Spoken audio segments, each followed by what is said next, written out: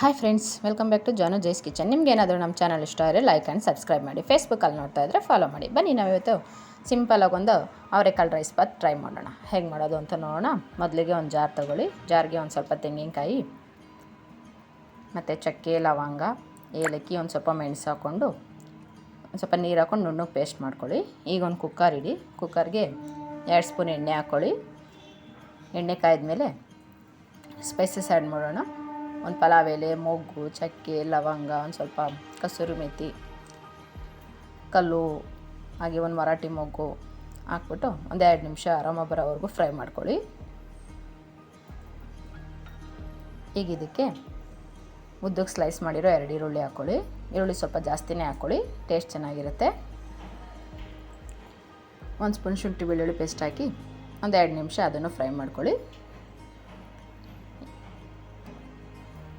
ಮತ್ತು ಹುರುಳಿಕಾಯಿ ಹಾಗೂ ಕ್ಯಾರೆಟ್ ಸೇರಿಸಿ, ನಿಮ್ಗೆ ಯಾವ ತರಕಾರಿ ಇಷ್ಟ ಆಗುತ್ತೋ ಅದನ್ನು ಸೇರಿಸ್ಕೊಳ್ಳಿ. ಹಾಗೆ 1 ಕಪ್ ಹಸಿ ಅವರೆಕಾಳು ಸೇರಿಸಿ ಒಂದು 2 ನಿಮಿಷ ಫ್ರೈ ಮಾಡ್ಕೊಳ್ಳಿ. ಅವರೆಕಾಳು ಸ್ವಲ್ಪ ಜಾಸ್ತಿ ಹಾಕ್ಕೊಳ್ಳಿ, ಚೆನ್ನಾಗಿರುತ್ತೆ ಟೇಸ್ಟು. ಹಾಗೆ ರುಚಿಗೆ ತಕ್ಕಷ್ಟು ಉಪ್ಪು ಸೇರಿಸಿ ಒಂದು ಸ್ವಲ್ಪ ತರಕಾರಿ ಟೇಸ್ಟ್ಗೋಸ್ಕರ ನೀಟಾಗಿ ಮಿಕ್ಸ್ ಮಾಡಿ ಒಂದು 2 ನಿಮಿಷ ಫ್ರೈ ಮಾಡ್ಕೊಳ್ಳಿ. ಈಗ ಒಂದು ದಪ್ಪದು ಕಟ್ ಮಾಡಿರೋ ಟೊಮೊಟೊ ಸೇರಿಸಿ ಟೊಮೊಟೊ ಮೆತ್ತಗಾಗೋವರೆಗೂ ಫ್ರೈ ಮಾಡ್ಕೊಳ್ಳಿ. ಆಮೇಲೆ ರುಬ್ಬಿರೋ ಕಾಯಿ ಮಿಶ್ರಣ ಸೇರಿಸಿ ನೀಟಾಗಿ ಮಿಕ್ಸ್ ಮಾಡಿ ಒಂದು 2 ನಿಮಿಷ ಕುದಿಸ್ಕೊಳ್ಳಿ.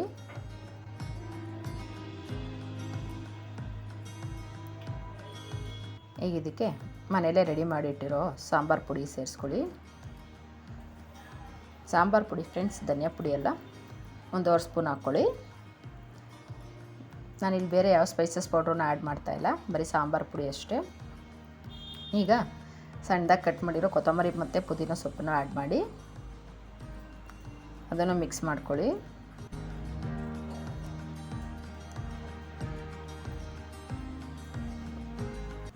ಈಗ 2 ಗ್ಲಾಸ್ ನೀರು ಸೇರಿಸಿ,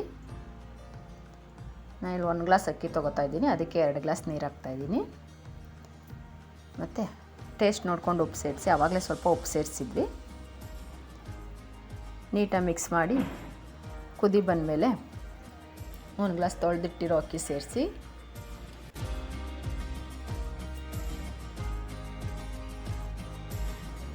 ನೀಟಾಗಿ ಮಿಕ್ಸ್ ಮಾಡ್ಕೊಳ್ಳಿ.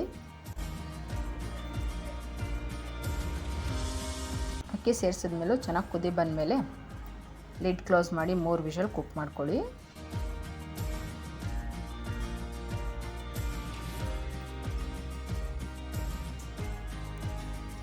ಈಗ ಕುಕ್ಕರ್ ಕೂಲಾಗಿದೆ, ಹೇಗಾಗಿದೆ ನೋಡೋಣವಾ.